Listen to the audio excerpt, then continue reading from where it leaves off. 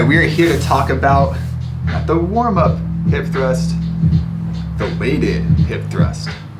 So everything's gonna be the same, right? We're gonna have our shoulder blades tucked down and back and squeezed up on top of the bench. We're gonna keep our core nice and tight, and we're gonna keep our thighs, our quads, engaged through the entire time, pushing through our heels and squeezing our butt at the top.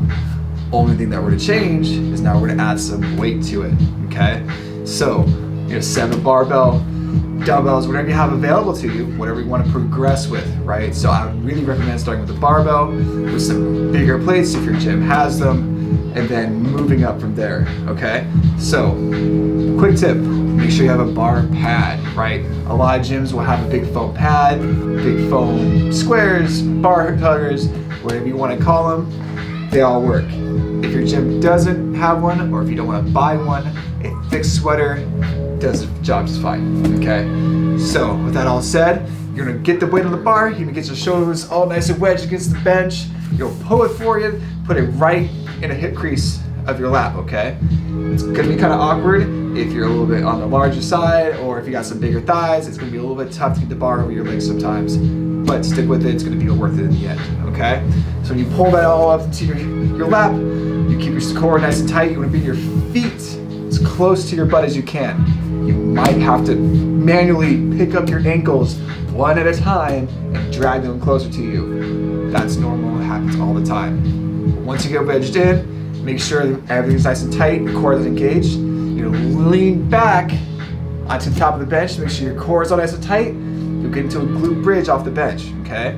So with that all nice and tight, take a little breath into your core, brace, and then with your quads tight, your core tight, come down, push your butt back, nice and slow, nice and controlled. Feel the stretch within your hips and your glutes. Then on the way up, you're gonna press through your heels and squeeze your butt all the way to the top. Just like before, make sure you're not arching your back on the way down. You're not trying to flex your lower back to go higher, okay?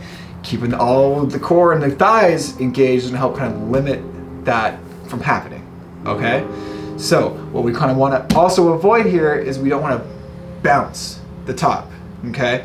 So you get a nice groove, nice and tight down, and as you come up, you drive as hard as you can, and you spend as little possible time at the top, squeezing the muscle that we want to work on, and then just going through the motion, okay?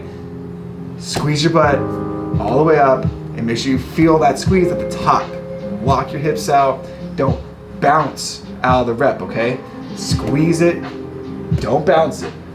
Make sure you feel both of your glutes working if you're doing normal, or making sure you feel that one glute if you're doing B stance, okay? It's really important you feel that top squeeze and you lock it out there for, about half a second. Come up, one, hold it, then back down. Keep that nice slow tempo, get a good solid squeeze with every rep. Your glutes will be on the way in no time.